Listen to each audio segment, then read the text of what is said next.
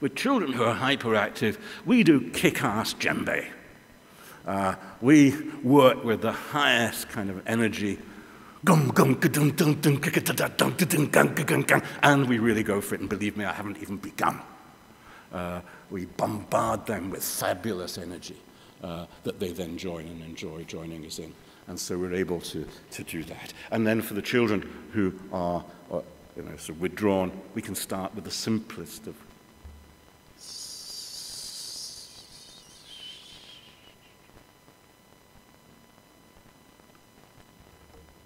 lots of things we can do. Every music therapist knows this. So we have that. Now, also, this regulation, I'm okay with time, actually. Systems of stress and relaxation. Music is very, very interactive with, of course, all of the hormonal endocrine systems, neurotransmitter circuits. And in trauma, there are many that are all dysregulated. The one that's most talked about is the HPA axis, the hypothalamic pituitary adrenal axis, cortisol, basically. And there is a very interesting paradox here in that when people are first traumatized, of course, cortisol levels jump sky high. And then what happens then is that they then sink lower than they should. This is the paradox. And this is really important to understand because it begins to get you inside the mind of a child or an adult who's traumatized, having an autonomic nervous system on high alert and failing the biochemical resources to support it in the balance of the body.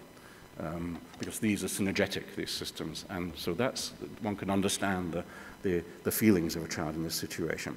The theory is adrenal exhaustion, but far more likely to be to do with the glucocorticoid consistency of cortisol and its effect on the hippocampus, which is the regulatory organ, and the fact that the degeneration in the hippocampus, and therefore the incapacity to regulate the HPA axis, is the cause of this loss.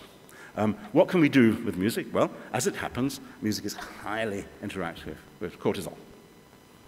So much so that we can show it up on saliva spectrograms. Very interactive.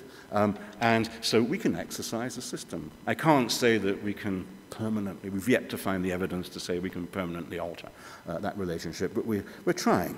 And I think that the evidence points towards some small effects. So we can do some things with the hormonal neurotransmitter systems, with all of them.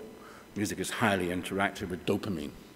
Robert Zatoure's research on that, by the way, announced at the Musical Brain Conference, the convergence of using positron emission tomography and scanning and other fMRI simultaneously in order to get the fine positioning and the timing as the proof of music and release of dopamine. That might also explain its effectiveness in helping with Parkinson's disease as well. So all of these things, we have a small, mild effect. Moving on, psychobiological and psychological concerns. Here's Nablus, this is Balata Camp. We are here, I work very closely with Colin Trevathan in Edinburgh, who was a very close friend of Tony Wigram, some of his pupils here in Denmark, on the theory of communicative musicality. We're looking around the world, seeing and examining the relationships between mothers and children and the sounds that they make to one another. And finding that there is a very interesting musical narrative logic in that, finding that it is these dialogues are the first stimulus of coordinated movement, that they are certainly the generators of some of the most profound empathy, that these sound signals also have their neural correlates in the brain, that if we are making the separation cry,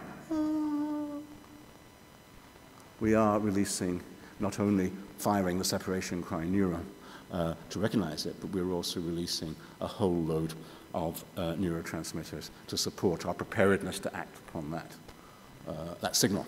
So we work with that with children in this situation, in Balata, where there is some direct traumatizing experience, but a more general one of a general social situation. We work a great deal with intimate, empathetic communication in music.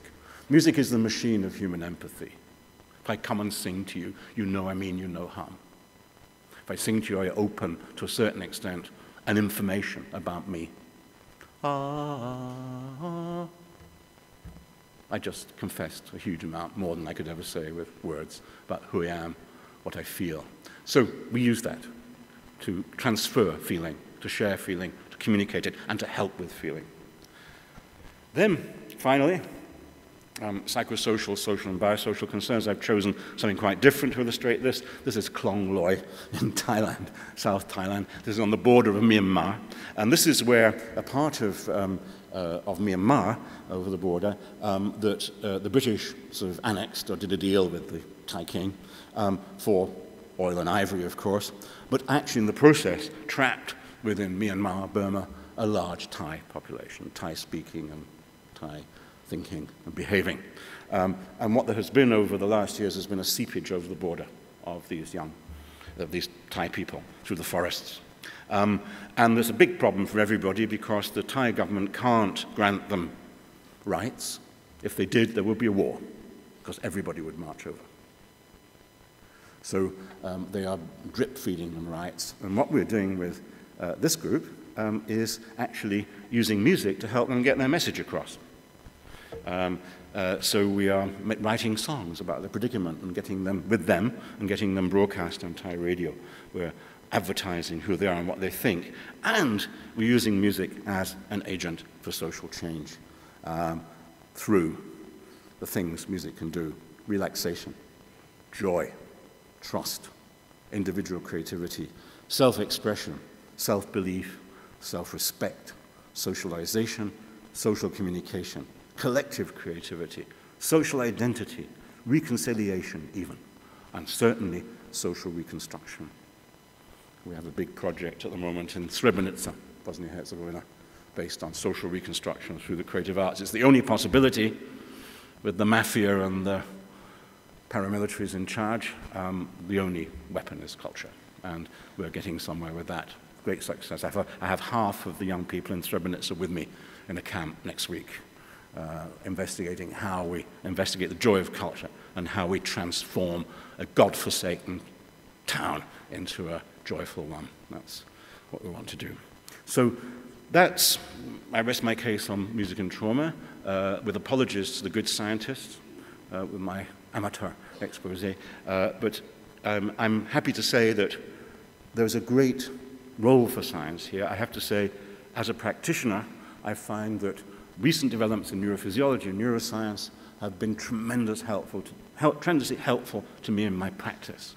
Not only in confirming things I always knew, but needed a scientific confirmation of, but also in pointing to new things I might do and might work to with children. So thank you very much, and looking forward to the rest of the day. And this is my pleasure to introduce Guy Booth, who will come next as the next speaker, I think. I'm even a little early, Michael. I hope you appreciate that. Setting an example. Thank you.